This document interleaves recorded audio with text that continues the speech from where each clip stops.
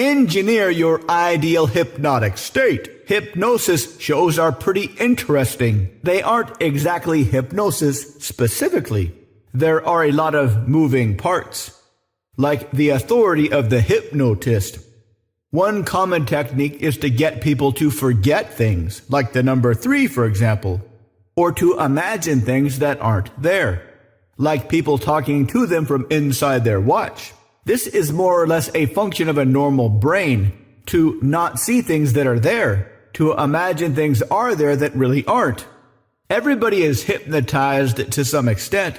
The question is, does our own unique state of hypnosis help us to achieve our dreams or keep us stuck? When you want to walk across the room to talk to a stranger or get up on stage to give a speech, it's easy to talk yourself out of it. Because of real things that exist, a physical barrier, or an imaginary self-hypnotized barrier. One of the most powerful forces that drives human behavior is authority. The original study that proved this was the Milgram experiment.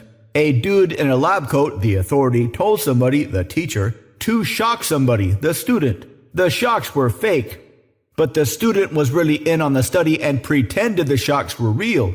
The study was really to see how many people would physically harm an innocent person, just because a dude in charge said so.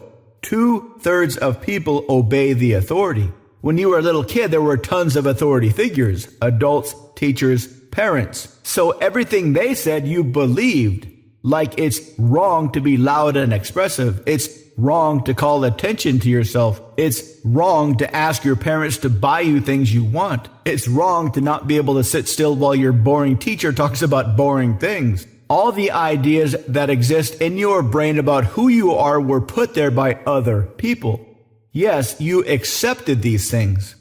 If your mom told you you were really a kangaroo, you wouldn't believe her. But when adults told you through their actions repeated hundreds or even thousands of times that it was wrong to call attention to yourself, you accepted that. When you were taught it was wrong to express interest in anything, you accepted that. Just like people who temporarily accept that the number 3 has suddenly vanished from existence, or there are people inside your watch that are talking to you.